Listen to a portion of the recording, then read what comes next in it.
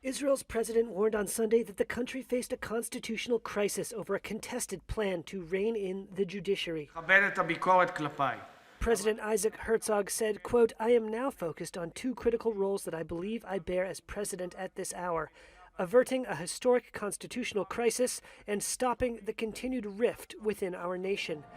That rift was on display over the weekend as thousands of Israelis rallied in Tel Aviv against plans by Prime Minister Benjamin Netanyahu to reform the country's judicial system, which critics say would hamper the Supreme Court.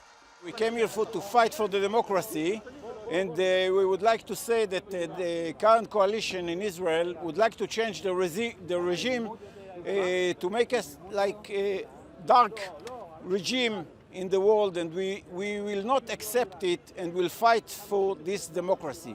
Netanyahu returned to power in an election last year at the head of a nationalist and religious coalition government. Proposed legislation would limit the High Court's authority over government moves or parliamentary laws and give politicians more say over appointing judges.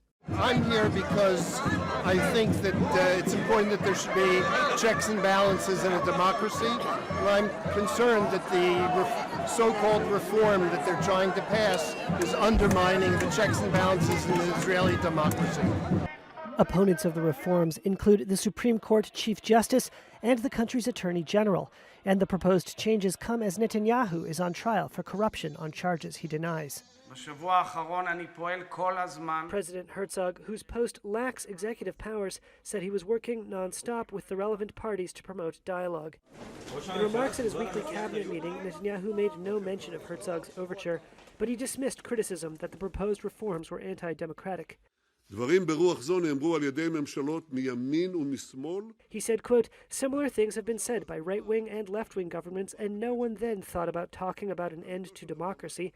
Truthfully, what we are aiming to do is to reform the balance between authorities, as it was in the State of Israel for 50 years, and as is today in all Western democracies."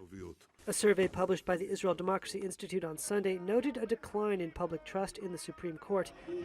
It also found that most Israelis, 55.6%, support the court having the ability to strike down laws passed by the parliament if they contradict principles of democracy.